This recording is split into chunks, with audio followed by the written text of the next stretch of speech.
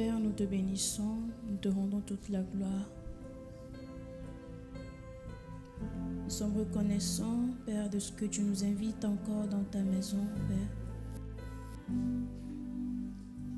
Notre présence ici témoigne de ta fidélité. Notre présence ici, Père, témoigne de ta grandeur, de ta souveraineté, Seigneur. Alors que tu nous donnes de nous réunir dans ta présence, merci d'envoyer ta parole. Merci de nous faire du bien. Merci de nous enseigner, de nous remettre sur le droit chemin. Merci de nous orienter. Merci de nous équiper, Seigneur, au travers de ta parole. Nous prions pour nos cœurs que nous soyons disposés à recevoir ce que tu as prévu pour nous en ce matin. Qu'alors que tes bontés se sont encore renouvelées ce matin, Seigneur, que nos cœurs, Seigneur, soient disposés afin de les recevoir avec action de grâce, Père. Nous te soumettons nos corps, Seigneur, nous te soumettons nos esprits, nos âmes, nos pensées en ce lieu. Que toute chose soit soumise à ton esprit, à ton règne, dans le nom de Jésus. Que notre intelligence soit renouvelée en ce matin. Que notre vision des choses soit changée, Seigneur, à la lumière de ta parole. Seigneur, je me remets entre ta main, que ta grâce se manifeste. Accorde-moi la grâce, Seigneur, de faire ton œuvre. Je suis disposée, utilise-moi comme tu le veux, Seigneur. Mon cœur est entre ta main, mes pensées sont entre ta main. Que ton esprit règne ici en ce lieu. Nous proclamons ta souveraineté. C'est pour cela que nous t'acclamons, parce que nous savons que tu fais au-delà des choses que nous avons demandées. Nous t'acclamons parce que nous savons que tu fais au-delà des choses que nous avons exprimées par la prière. Nous te bénissons, Seigneur. Amen. Merci, Seigneur. Bonjour à tous. On peut se rasseoir. Merci, Go Musical. Que le Seigneur vous bénisse. On peut prendre place. Bonjour peuple de Dieu. Bonjour. J'espère que vous allez bien par la grâce de Dieu. On peut se saluer les uns les autres. Dis bonjour à la sœur, au frère à côté de nous. Bienvenue dans la présence de Dieu. Que le Seigneur vous bénisse. Amen. Je bénis le Seigneur qui rend ces temps possibles, qui m'accorde la grâce d'être là ce matin. Je bénis le Seigneur pour la grâce qu'il nous accorde d'apprendre à ses pieds et d'être capable de le servir avec nos incapacités, mais il nous capacite. Je bénis aussi le Seigneur pour la vie de son Église. Merci de nous faire confiance. Merci de nous accorder la grâce de nous exprimer ou d'œuvrer dans l'Église de Dieu. Merci aux responsables pour la confiance. Merci au CP. Merci à vous aussi qui êtes là pour écouter le Seigneur au travers de ma voix. Et ce matin, le Seigneur nous fait grâce de partager sur un thème. Mais avant d'arriver au thème, le modérateur disait quelque chose qui m'a marqué. Il parlait du sacrifice. Il nous a rappelé que dans l'Ancien Testament, il était question d'apporter un sacrifice. Et lorsque nous arrivons au Nouveau Testament, Dieu nous demande d'être nous-mêmes ce sacrifice.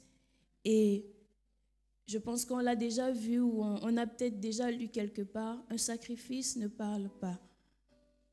Lorsqu'on amène un mouton à l'abattoir, une chèvre, elle ne parle pas. Peut-être qu'elle crie, mais en tout cas, nous, on ne comprend pas ce qu'elle dit. Et lorsqu'elle arrive sur le lieu du sacrifice, le sacrifice ne décide pas sa partie qu'elle veut offrir. La chèvre ne dit pas « prends mes oreilles, prends mes yeux ». Mais elle est là, c'est la chèvre, elle est tout entière, le sacrifice. Elle se laisse et on le sacrifie. Alors que dans le Nouveau Testament, il est question de nous offrir comme un sacrifice. Je vous invite juste à analyser à quel moment est-ce qu'il ne nous est pas déjà arrivé de dire à Dieu la partie de nous où on veut sacrifier. Il ne nous est pas déjà arrivé de dire Seigneur, prends juste mon bras gauche, laisse le bras droit. Prends juste mes orteils, laisse la jambe. Ce matin, alors que le Seigneur nous invite à nous offrir la partie qu'il veut prendre ce matin, c'est notre cœur. Parce que tout part de là. Les actes que nous posons, si on analyse bien, on voit leur source dans nos cœurs, dans le cœur, la motivation. Pourquoi nous posons ces actes? Pourquoi nous sommes là? Peut-être nos paroles vont dire autre chose, mais le cœur ne trompe pas. Le vendredi, le pasteur disait que Dieu ne répond pas à la prière, il répond aux besoins. Au départ, je me disais, qu'est-ce que le pasteur voulait dire par là? Mais on exprime nos besoins dans la prière. Sauf que pas toujours. Parfois, lorsqu'on prie, on prie pour prier. Parfois, on prie juste pour impressionner Dieu parce qu'on sait parler. Mais lui, la Bible nous dit qu'il sonde les cœurs et les reins. Lorsqu'il nous écoute, il dit, mais qu'est-ce qu'il raconte? Et alors qu'il a les yeux sur nos cœurs, il voit de quoi nous avons réellement besoin. C'est là que Dieu répond aux besoins de nos cœurs et non à la prière que nous exprimons. Parce que parfois, on dit des choses dont nous n'avons même pas besoin. On dit des choses dont on n'a pas besoin. On croit qu'on en a besoin, mais on n'a pas vraiment besoin de ça. Ça nous arrive de rentrer dans la prière et de prier, mais on a l'impression que Dieu n'exauce pas la prière que nous formulons. Si je viens, je demande à Dieu, Seigneur, donne-moi de l'argent, donne-moi, je veux des richesses, je veux des richesses. Et alors que mon cœur crie à Dieu, Seigneur, j'ai besoin de toi. À votre avis, quel sujet de prière Dieu va exaucer? Alors qu'il sait que s'il te donne l'argent, alors que ton cœur n'est pas attaché à lui, tu vas disparaître. On ne va plus jamais te voir. On va te voir dans ta Bugatti dehors, dans ton Lamborghini dehors, mais jamais ici. Tu vas dire, bon, nous, en fait, le garage n'est pas trop grand pour que ma voiture rentre, donc j'attends que le temple soit agrandi, donc je reviens. Alors qu'on prie, Dieu regarde à nos cœurs, à la motivation, ce qui nous pousse vraiment à faire ça. Ce qui nous pousse à prier, parce qu'on prie, parfois on prie parce qu'on a peur. Et lorsqu'on prie, qu'est-ce que Dieu fait? Lui vient ôter la peur dans nos cœurs. On va dire, mais Dieu ne m'a pas exaucé. Si il a exaucé à ton cœur. Il t'a donné la paix. Ce matin, nous allons voir les caractéristiques d'un cœur qui reçoit de Dieu. Alors, comme nous le savons, nous sommes presque à la porte de nos 40 jours de jeûne par la grâce de Dieu. J'espère que nous sommes prêts. Qui est prêt à jeûner et à prier? Même si tu n'es pas prêt, que le Seigneur te prépare. Amen. Nous sommes à la porte de ces 40 jours de jeûne et il ne s'agit pas seulement de ne pas manger. Il ne s'agit pas seulement de ne pas regarder des films. Il ne s'agit pas seulement de ne pas avoir des discussions vaines, mais il s'agit d'être connecté à Dieu. Il s'agit de passer ce temps et de sortir avec quelque chose.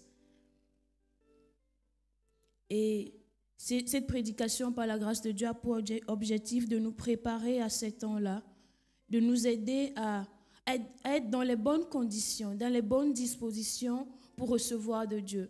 Une chose est certaine, c'est que Dieu donne. Une chose est certaine, c'est que Dieu donne. Mais est-ce que nous recevons ce que Dieu nous donne?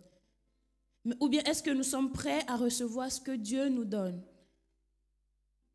On connaît tous la parabole du semeur. Quel genre de terre est-ce que nous sommes? Quel genre de cœur est-ce que nous aurons pendant ces 40 jours de jeûne? On peut commencer peut-être avec le cœur qu'il faut, mais est-ce qu'on va finir avec le cœur qu'il faut? Les caractéristiques d'un cœur qui reçoit de Dieu. Dieu donne et Dieu donne beaucoup de choses. Il peut donner par saison, il peut donner par circonstance, mais ce qui est sûr, c'est que Dieu donne beaucoup de choses. Dieu donne le temps. Le temps que nous avons aujourd'hui, nous ne l'avons pas semé hier. Qui a planté le temps le dimanche hier et l'a semé ce matin? Le temps que nous avons, c'est Dieu qui nous le donne. L'énergie que nous avons, c'est Dieu qui nous donne. Les relations que nous avons, c'est Dieu qui nous les donne. La sagesse que nous avons vient de Dieu. L'intelligence que nous avons vient de Dieu. Est-ce qu'on peut dire que Dieu ne donne pas? À qui Dieu n'a pas donné ce matin? Comme ça, on va prier pour la personne. À qui Dieu n'a pas donné? Ok. Je vois des gens riches ici parce que Dieu nous a donné beaucoup de choses. Il nous a donné la force, l'énergie, le courage, la volonté d'être là. Peut-être qu'il y a certains qui n'ont pas bien dormi, mais ils sont là quand même parce que Dieu nous a donné la force.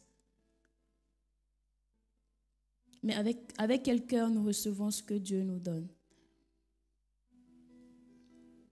Avec quel cœur nous recevons ce que Dieu nous donne? Nous allons lire la parole de Dieu dans 1 Samuel 16.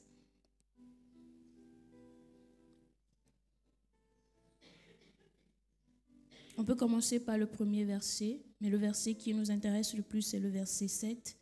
1 Samuel 16. À partir du verset 1er, s'il vous plaît.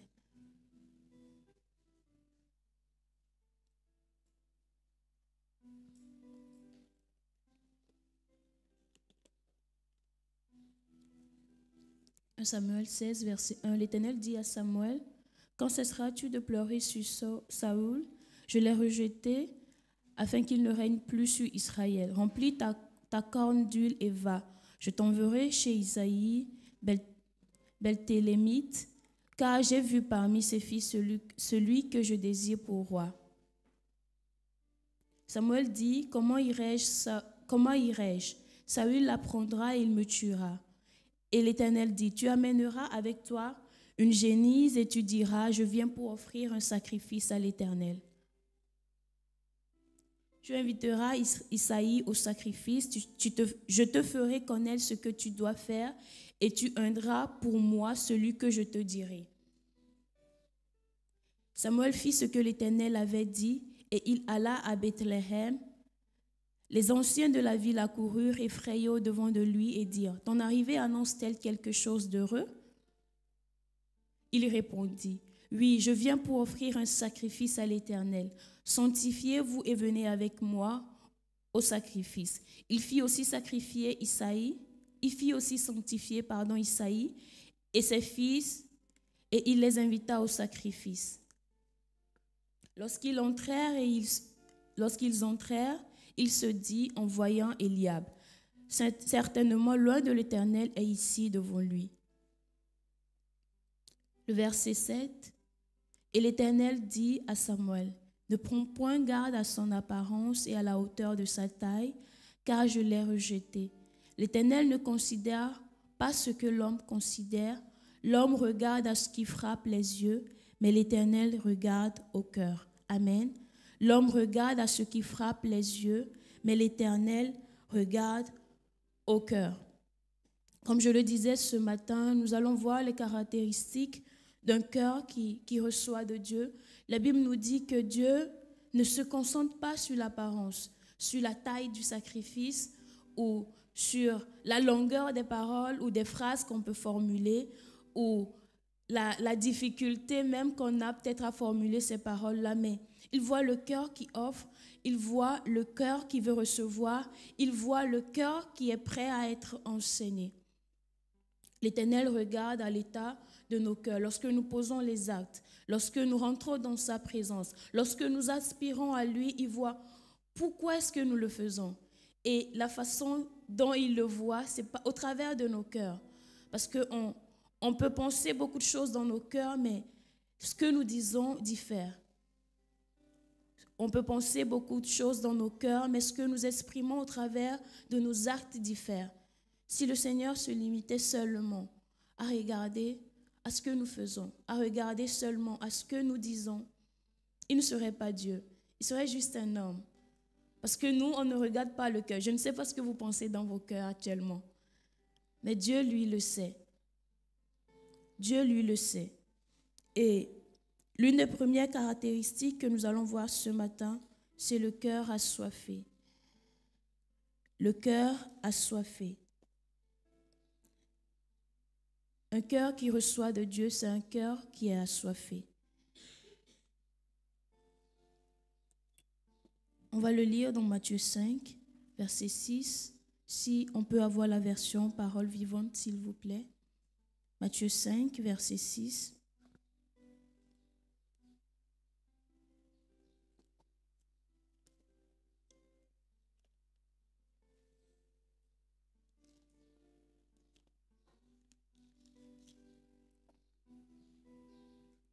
Matthieu 5, verset 6.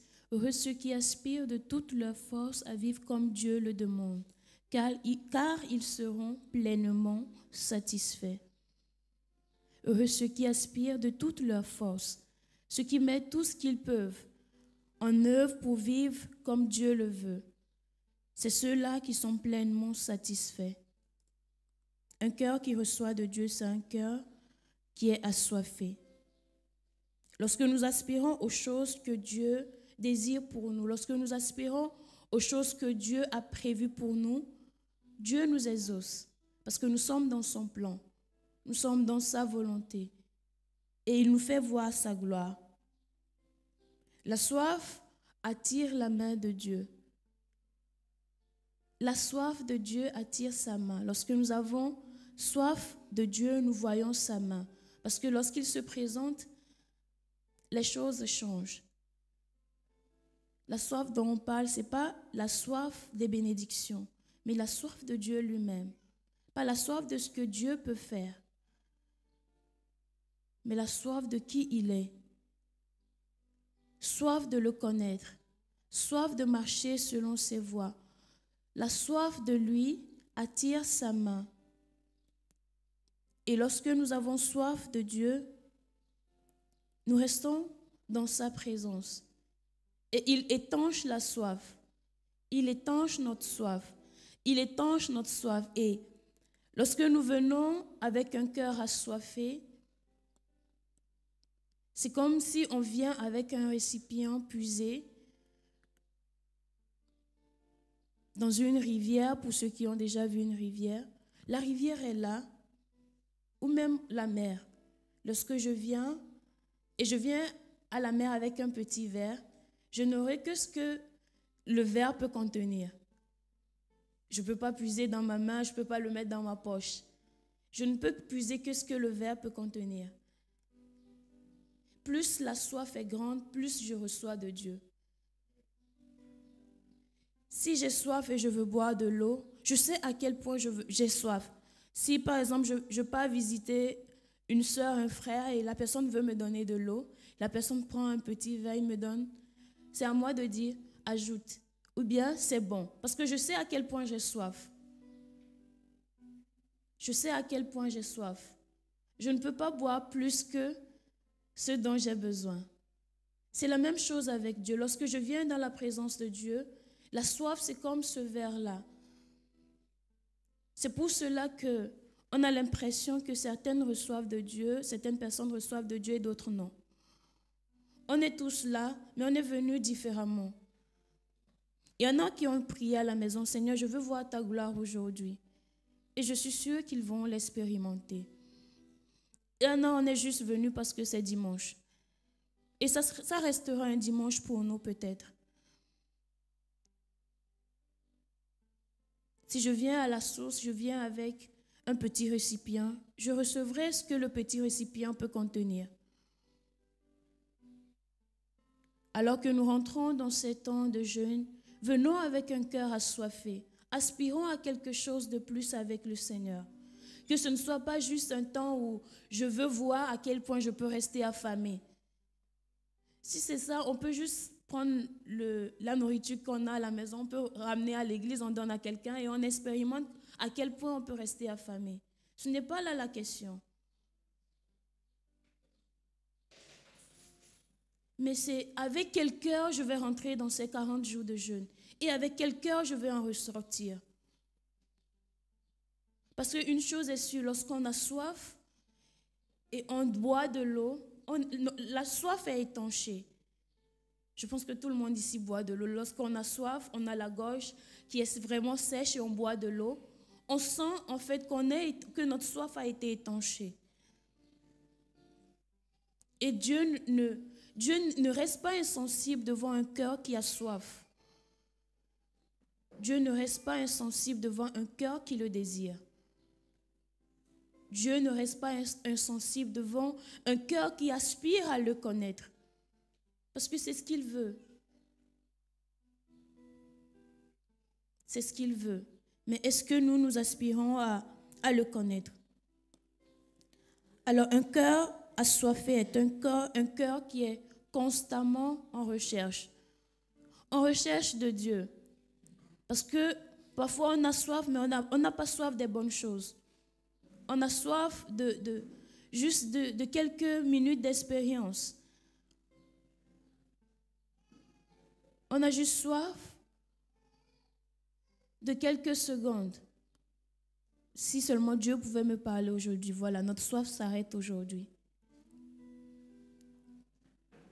On a soif de voir ce qui se passe dans cette église, mais pas soif de Dieu. On a soif de savoir ce qui se passe dans la vie de l'autre, mais jamais soif de Dieu, de ce qui compte réellement. Un cœur assoiffé, c'est un cœur qui est constamment à la recherche de Dieu. Constamment.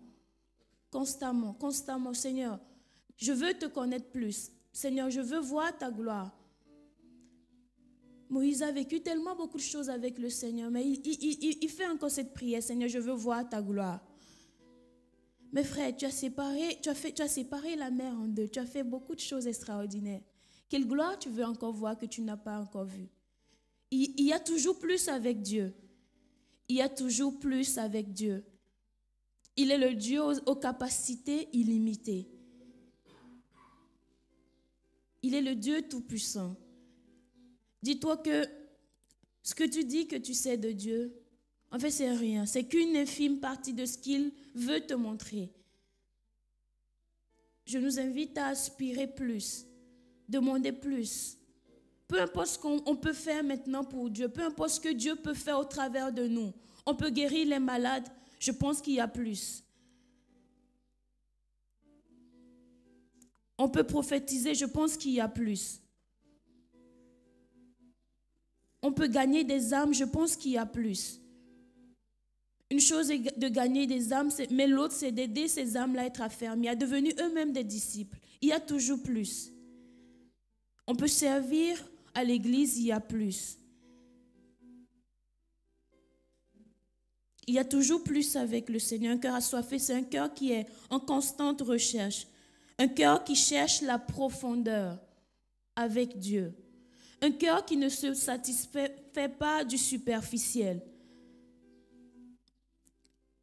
Un cœur qui désire connaître Dieu ardemment, en profondeur. Je peux prier 5 minutes. Excellent. Waouh, merveilleux. Mais il y a encore plus. Je peux prier 2 heures. Magnifique, extraordinaire. Mais je pense qu'il y a encore plus. Ce n'est pas la quantité qui compte, mais la qualité des temps que nous passons avec le Seigneur. Je peux passer 5 minutes. Je préfère passer 5 minutes dans la présence de Dieu et sortir le cœur transformé, changé, que passer 5 heures et sortir avec les mêmes choses. Sortir avec la haine, sortir avec la peur. Ce n'est pas nécessaire.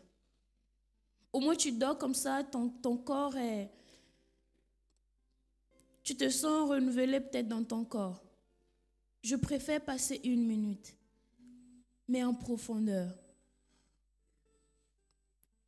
Mais en profondeur. En parlant de ça, j'aimerais juste rajouter que c'est bien de prier 1 minute, mais c'est aussi bien d'avoir des temps avec le Seigneur. Lorsqu'on est avec quelqu'un, c'est bien de surprendre la personne, mais aussi, c'est aussi bien de prévoir des temps où on discute, d'être intentionnel dans notre relation avec le Seigneur. Qu'on ne soit pas surpris par la prière. Ah, il est 15 heures, je prie. Ah, j'ai mal à la tête, je prie. Ce sont des choses qui tuent la soif. Oui, on peut tuer la soif. Si je ne prie que quand je vais intervenir ici, si je ne prie que quand je vais partager peut-être dans ma commission, Si je ne prie que quand quelqu'un me donne un sujet de prière. Quelqu'un m'a dit un jour que les personnes qui ont plus de sujets de prière ne prient pas. Ils passent leur temps à partager les sujets aux gens. Prie pour moi, prie pour moi, prie pour moi. C'est bien. C'est bien de demander qu'on puisse prier les uns pour les autres. Mais pendant que tu y es, toi aussi prie.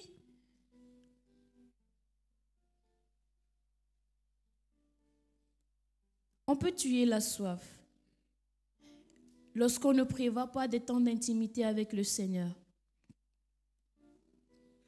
Il faut qu'on soit intentionnel dans notre relation avec Dieu.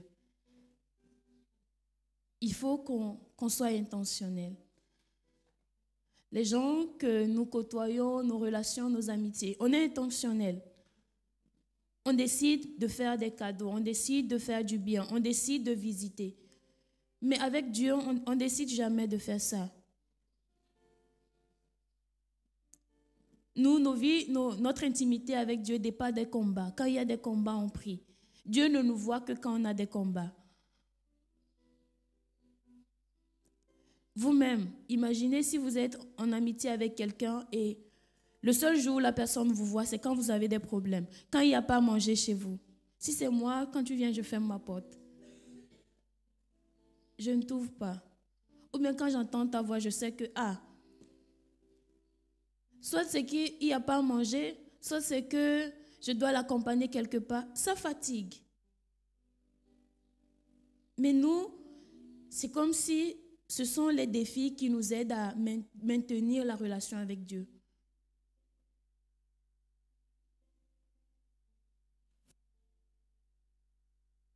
On peut tuer la soif lorsqu'on fait les choses par habitude. On prie seulement parce qu'il faut prier. On vient à l'église parce qu'il faut venir à l'église.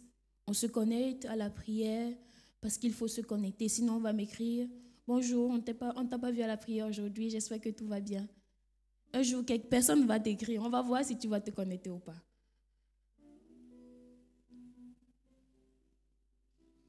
On peut tuer la soif lorsqu'on est distrait par beaucoup de choses. Dieu nous appelle, mais on ne l'écoute pas, on est distrait.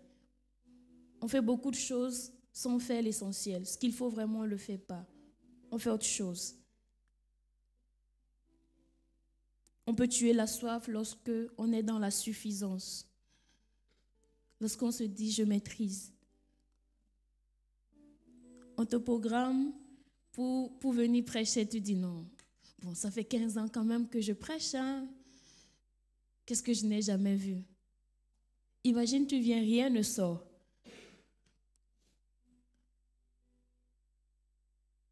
Lorsqu'on se dit, mais je connais déjà tout, qu'est-ce que je vais encore voir dans la présence de Dieu que je n'ai jamais vu? En fait, tu n'as rien vu.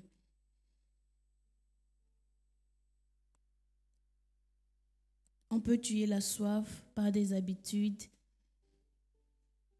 qui ne confessent pas le Seigneur. On peut tuer la soif par la suffisance. On peut tuer la soif par des moments, juste des moments de prière spontanée. Je me lève d'un coup comme ça. Aujourd'hui, je n'ai pas le moral, je prie.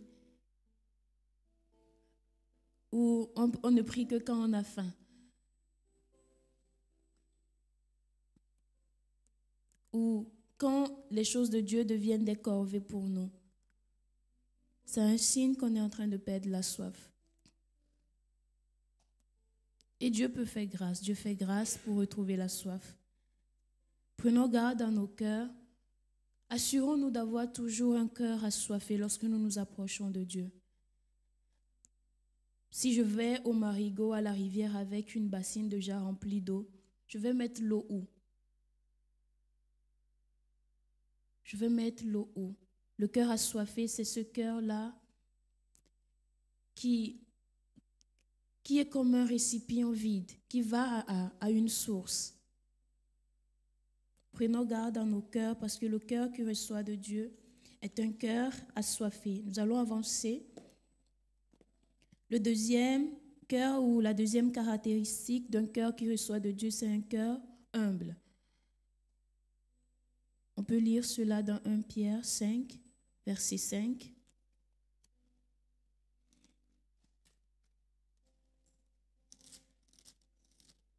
1 Pierre 5,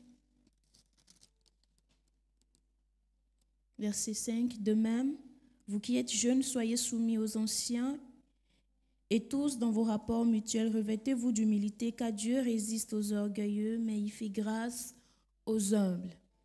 Dieu fait grâce à ceux qui ont le cœur humble. Un cœur humble, c'est un cœur qui reconnaît sa dépendance totale envers Dieu. Un cœur qui est capable de dire, Seigneur, sans toi, je ne peux rien. Sans toi, je ne peux rien faire. Sans toi, je ne suis rien. Un cœur humble, c'est un cœur qui se présente sans prétention devant Dieu.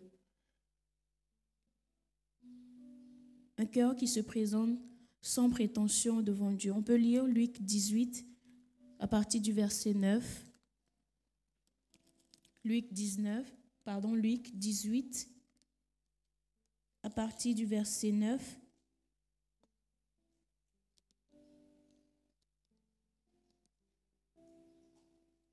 On va lire à partir du verset 10, pardon.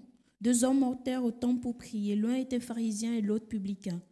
Le pharisien debout priait ainsi en lui-même. Ô Dieu, je te rends grâce de ce que je ne suis pas comme le reste des hommes qui sont ravisseurs, injustes, adultères, ou même comme ce publicain. Je jeûne 2 fois à la semaine, je donne la dîme de tous mes revenus. Le publicain, se tenant à distance, n'osait même pas lever les yeux au ciel, mais il se frappait la poitrine en disant, ô Dieu, sois apaisé envers moi qui suis un pécheur. Je vous le dis, celui-ci descendit dans sa maison justifié plutôt que l'autre, car quiconque s'élève sera abaissé, celui qui s'abaisse sera élevé. Un cœur humble est ce cœur-là qui entre dans la présence de Dieu sans prétention.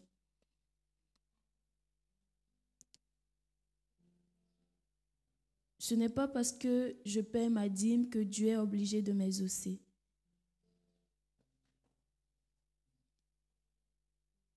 S'il a promis, il va le faire. Je pense que cette histoire est plus parlante. Ce n'est pas venir dans la présence de Dieu sans la foi. Ça n'a rien à voir. Mais c'est prétendre que je mérite ce que Dieu va me donner. Un cœur qui reçoit de Dieu, c'est un cœur humble, un cœur qui vient devant Dieu sans prétention, qui reconnaît en fait que je dépends totalement de ce Dieu. Je ne suis rien, je n'ai rien. Même la grâce de m'approcher de lui, c'est lui qui me l'a faite. Un cœur qui reçoit de Dieu, c'est un cœur qui est enseignable.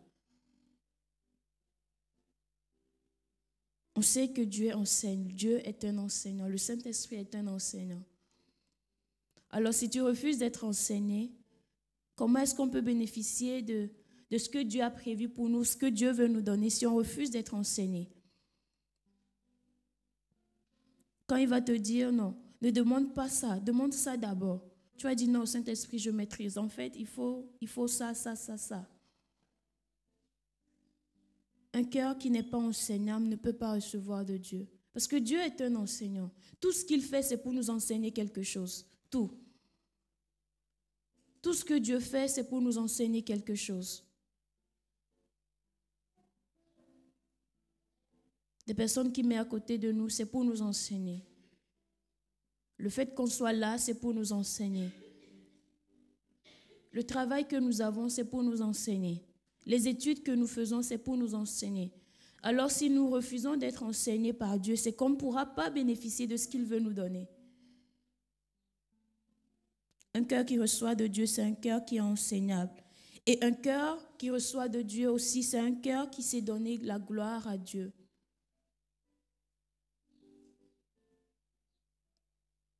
Un cœur humble, c'est un cœur qui sait donner gloire à Dieu. Lorsque Dieu fait, je suis humble. Je reconnais que là, en fait, ce n'est pas moi. Là, ce n'est pas moi. Là, c'est Dieu qui l'a fait et je lui rends gloire. Ça aussi, c'est l'humilité. Que ça, ce n'est pas mes propres forces. Ça ne vient pas de moi. C'est un cœur qui reçoit de Dieu. Parce que plus Dieu donne, plus tu lui donnes tout ce qu'il t'a donné, plus il ajoute. Parce qu'au final, qui reçoit la gloire? C'est lui. C'est lui qui reçoit. Un cœur qui reçoit de Dieu est un cœur, on a dit premièrement, c'est un cœur assoiffé. La deuxième caractéristique, c'est un cœur qui est humble. Un cœur humble, c'est un cœur qui reçoit sa dépendance totale envers Dieu. Un cœur qui se présente devant Dieu sans prétention. Un cœur enseignable et un cœur qui s'est donné gloire à Dieu. La troisième caractéristique d'un cœur qui reçoit de Dieu, c'est un cœur qui est pur. Un cœur pur reçoit de Dieu. Il est écrit dans Matthieu 5, verset 8. Heureux ceux qui ont le cœur pur, car ils verront Dieu. Voir Dieu, ce n'est pas que dans l'éternité. On va voir Dieu que dans l'éternité. On voit Dieu chaque jour. On voit Dieu chaque jour. Ceux qui ont le cœur pur voient Dieu dans leurs défis, dans chaque journée, dans leur relation avec les autres, ils voient Dieu. Un cœur pur, c'est un cœur qui est entier à Dieu. C'est un cœur qui ne sert pas deux maîtres à la fois. Il n'y a pas de malice dans ce cœur, il n'y a pas de duplicité dans ce cœur. Je ne suis pas ici et demain je suis ailleurs. Je pense que vous avez compris. Je ne suis pas ici et demain je suis ailleurs. Un cœur pur, ce n'est pas un cœur qui se complaint, qui est à l'aise dans le péché. Un cœur qui a son trône dans le péché. Non. Un cœur pur, c'est ce cœur-là qui reconnaît son état et qui revient à Dieu, qui se repentit. Un cœur qui désire marcher selon la volonté de Dieu. Un cœur qui désire plaire à Dieu. Un cœur qui intentionnellement décide de ne pas marcher dans les mauvaises voies. Un cœur qui fait le choix de plaire à Dieu. Et ce cœur-là reçoit de Dieu. Parce que c'est un cœur pur. Un cœur pur, c'est ce cœur-là qui lorsqu'il penche dans le péché, il revient. Il reconnaît que non. Ça, ce n'est pas la voie de Dieu. Ça, ce n'est pas le chemin que le Seigneur a prévu pour moi. C'est ce cœur-là qui revient. Ça, c'est un cœur pur. Et ce cœur reçoit de Dieu. Ce cœur reçoit de Dieu. Ce cœur plaît à Dieu. La quatrième caractéristique d'un cœur qui reçoit de Dieu, c'est un cœur obéissant. C'est un cœur obéissant. Nous savons que l'obéissance est très importante pour le Seigneur. 1 Samuel 15. 1 Samuel 15, verset 22.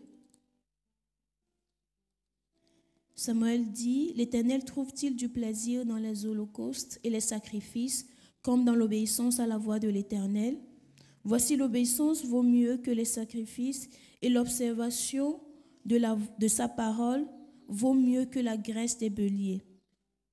Car la désobéissance est aussi coupable que la divination, et la résistance ne l'est pas moins que l'idolâtrie et les téraphins. Puisque tu as rejeté la parole de l'Éternel, il te rejette aussi comme roi. » L'obéissance vaut mieux que les sacrifices.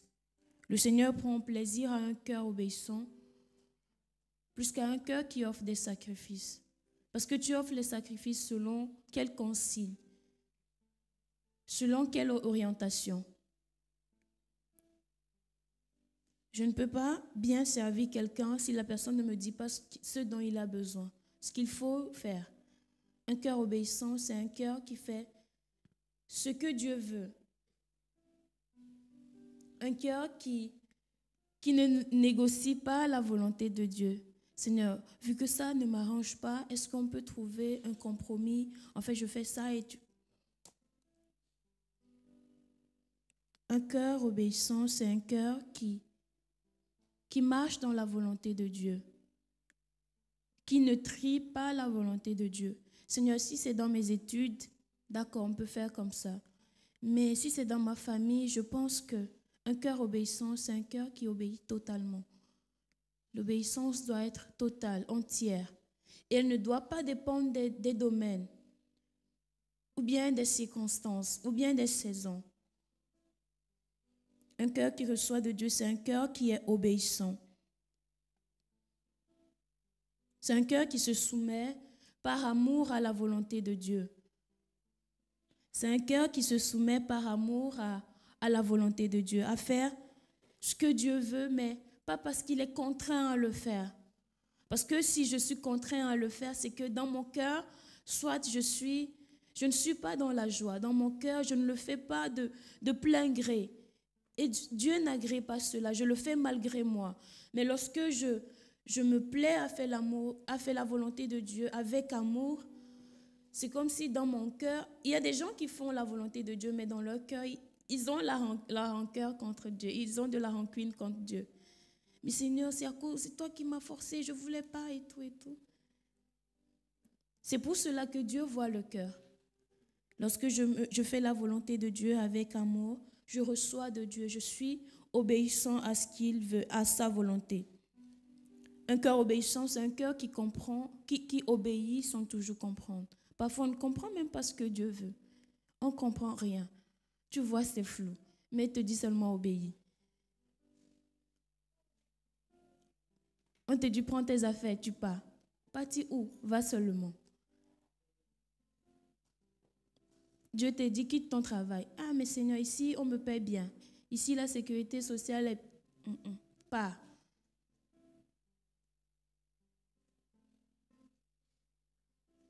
Un cœur obéissant, c'est un cœur qui obéit sans toujours comprendre. Et c'est aussi ça, marcher par la foi. Parce que si on attend de comprendre, on ne pourra pas avancer. Et comme je l'ai dit, l'obéissance ne doit pas dépendre des domaines dont un cœur obéissant, c'est un cœur qui obéit à Dieu dans chaque aspect, dans chaque domaine de sa vie. La dernière caractéristique, c'est un cœur qui est sincère. Un cœur qui reçoit de Dieu, c'est un cœur sincère. Un cœur qui vient devant Dieu tel qu'il est. Il n'y a pas de faux semblants. Seigneur, ça m'a fait mal, ça m'a fait mal. On est sincère avec tout le monde, sauf envers Dieu. On vient dans la présence de Dieu. Dieu te dit, décharge-toi. Tu dis, non Seigneur, je maîtrise, je prends. Un cœur sincère, c'est un cœur qui ne fait pas semblant dans la présence de Dieu. À quoi bon même? Je pense que nous-mêmes, on se fatigue. Si quelqu'un regarde mon cœur et maintenant je fais semblant que je maîtrise, je fatigue qui? Moi ou la personne? Je m'épuise moi-même. Un cœur qui reçoit de Dieu, c'est un cœur qui est sincère. Parce que si je suis sincère dans la présence de Dieu, c'est un signe aussi de mon amour. Je dis à Dieu, Seigneur, je peux être vulnérable devant toi. C'est un signe de confiance. Seigneur, je peux être vulnérable devant toi parce que je sais que tu ne peux pas m'abandonner. Je sais que tu peux faire ça pour moi. Un cœur sincère. Le Seigneur nous dit de le chercher de tout notre cœur et il va se révéler à nous. De tout notre cœur. Si, Seigneur, je suis fatiguée, dans sa présence, je dis que je suis fatiguée. Seigneur, si je n'arrive pas dans sa présence, je dis, Seigneur, je n'arrive pas. Parce que c'est dans mes incapacités que sa capacité se manifeste. Dans mes faiblesses, sa force se manifeste. Alors pourquoi faire l'effort dans sa présence si je n'y arrive pas? Lorsque je suis sincère, je dis, Seigneur, je suis épuisée. Il me fortifie dans sa présence. Lorsque je viens dans sa présence, je dis, Seigneur, cette situation, je ne sais pas comment je vais m'en sortir. Il me fortifie, il me donne sa foi. Un cœur qui reçoit de Dieu, c'est un cœur qui expose des choses telles qu'elles sont. C'est un cœur qui est sincère. C'est un cœur qui est sincère. Sincère quand il s'agit de demander, sincère quand il s'agit de se repentir, sincère quand il s'agit d'obéir. Toutes ces caractéristiques sont liées, mais elles ne sont pas exhaustives. On peut voir beaucoup d'autres caractéristiques d'un cœur qui reçoit de Dieu. Et je veux simplement nous inviter pendant ces temps où nous préparons à jeûner, à chercher la face de Dieu, à demander à Dieu, Seigneur, crée en moi le cœur qu'il faut pour recevoir de toi pendant ces temps. Crée en moi le cœur qu'il faut. Je ne veux pas sortir de ces temps avec les mêmes choses, avec les mêmes soucis, les mêmes manquements. 40 jours, c'est pas 40 heures, c'est 40 jours où on va se mettre à part pour chercher le Seigneur. On va se connecter, on va venir ici pour prier. Fais le choix, en fait, décide que tu ne vas pas quitter ces 40 jours de la même façon que tu les as commencés. Même si tu n'es pas sûr, fais-le quand même. Dis au Seigneur, Seigneur, je veux vivre quelque chose de nouveau pendant ces 40 jours. Crée en moi le cœur qu'il faut, parce qu'il le fait. Il peut te mettre dans les dispositions qu'il faut pour recevoir de lui. Ces 40 jours, j'ai envie de dire, c'est une excuse pour te faire du bien.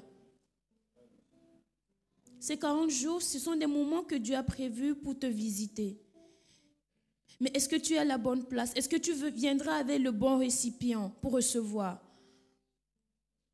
Peut-être que pendant les premières semaines, tu seras assoiffé. Mais je prie que cette soif continue jusqu'à la fin de ces 40 jours, pour que ce que le Seigneur a prévu pour toi, tu puisses le vivre.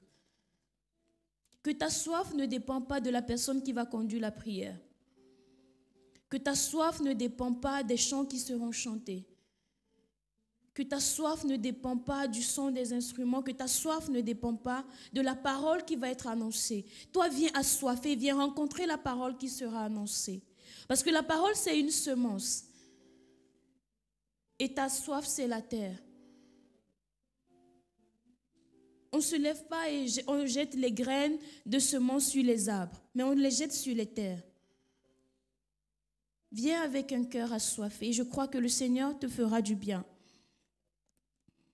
Une chose est sûre, le Seigneur donne. Mais une chose aussi est sûre, c'est que le Seigneur fait grâce à qui il veut. À qui il veut. À qui il veut. Dis-toi que si le Seigneur doit avoir un préféré, si ça peut arriver que le Seigneur ait un préféré pendant ces 40 jours, dis-toi que ce sera toi. Ce sera toi parce qu'il trouvera en toi ce cœur assoiffé, il trouvera en toi ce cœur humble, il trouvera en toi ce cœur sincère, il trouvera en toi ce cœur pur.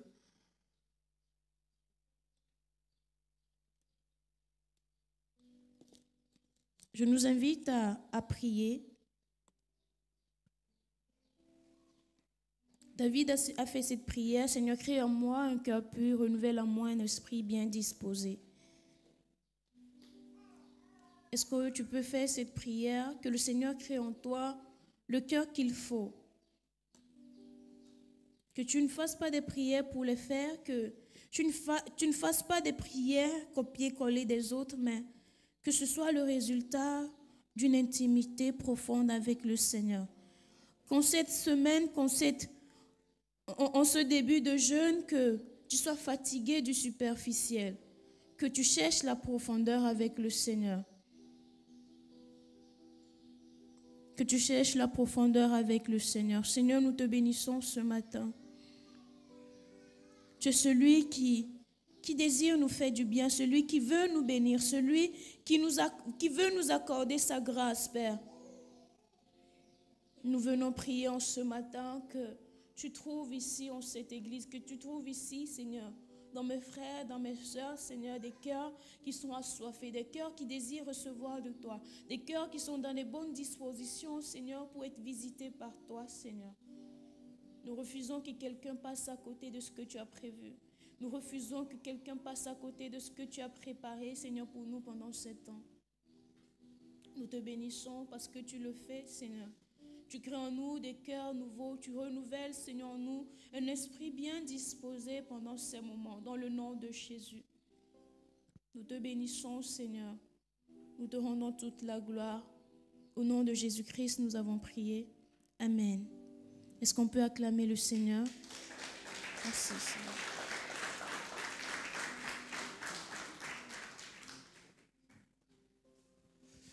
Amen, amen. Que le Saint-Esprit nous aide à développer ses caractères. Je le redis encore, ma sœur, tu es belle. Mes frères, nous sommes beaux, mais il y a plus encore. Amen. Alors, sans plus tarder, je vais inviter le président du CP, Respo Sam, pour les annonces.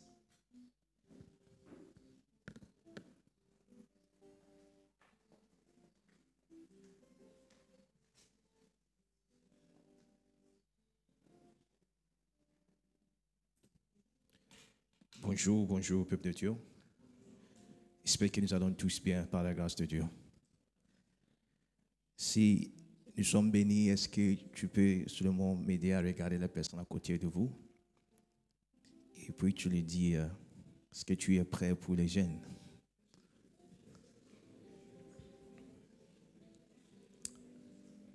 Si tu vois qu'il n'est pas trop prêt, tu peux regarder l'autre personne, tu lui dis, est-ce que tu es prêt pour les jeunes?